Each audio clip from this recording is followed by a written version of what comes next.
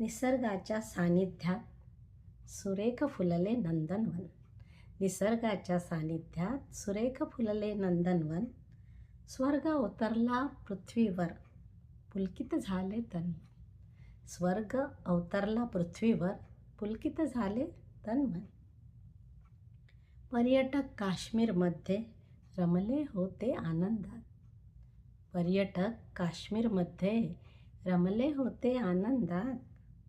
कुणी ज्येष्ठ नागरिक तर कुणी नवविवाहित.